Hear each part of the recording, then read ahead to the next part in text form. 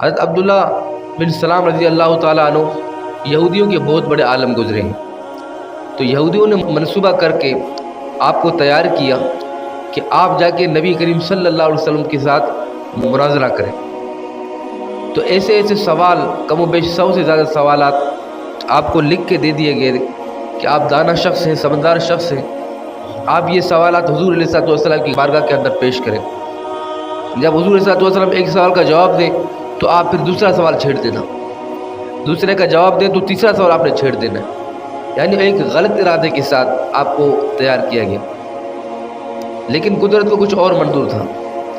حضرت عبداللہ بن سلام رضی اللہ تعالیٰ جب حضور علیہ الصلوۃ والسلام کی بارگاہ میں حاضر ہوئے تو صحابہ کرام کا مجموعہ لگا ہوا تھا، حضور علیہ الصلوۃ والسلام بعض و نصیحت فرما رہے ہیں۔ تو حضرت عبداللہ بن سلام رضی اللہ تعالیٰ عنہ اس مجموعے کے اندر آ کے بیٹھ گئے، اور جب محبوب کریم صلی اللہ تعالی وسلم کی مبارک زبان سے الفاظ پھولوں کی طرح نکھر رہے تھے، تو حضرت عبداللہ بن سلام رضی اللہ تعالیٰ عنہ جب آ کے حضور علیہ الصلوۃ والسلام کی زیارت کی اور حضور علیہ الصلوۃ والسلام کے میٹھے بول سنے، حضور علیہ الصلوۃ والسلام نے پوچھا عبدالسلام بتاؤ کیسے آئے ہو؟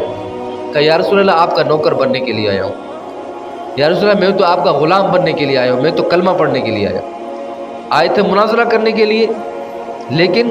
حضور علیہ الصلوۃ والسلام کا کلمہ پڑھ کر جانے لگے۔ خیر، جب آپ نے کلمہ پڑھا اور جب آپ مسجد سے باہر تشریف لے گئے تو تمام یہودی آپ کے گرد جمع ہوئے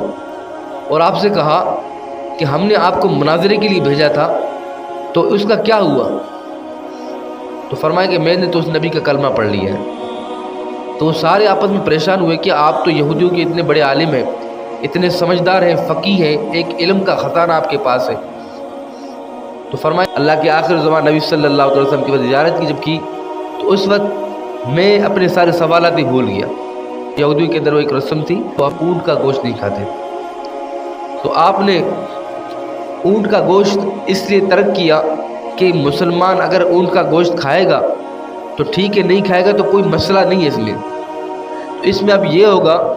کہ میں اونٹ کا گوشت کھاؤں گا نہیں تاکہ وہ یہودیت والی رسم بھی باقی رہے۔ تو اللہ تبارک و تعالیٰ نے بطور آیت شریف کے حضور صلی اللہ علیہ وسلم کی بارگاہ میں سیدنا جبریل علیہ الصلوۃ والسلام کو بھیجا کہ اپنے غلاموں سے کہہ دے کہ باقی اگر اونٹ کا گوشت نہیں کھائیں گے تو کوئی بات نہیں ہے، لیکن اب آپ نے اونٹ کا گوشت ضرور کھانا ہے۔ تو اسلام اس چیز کی گنجائش نہیں دیتا۔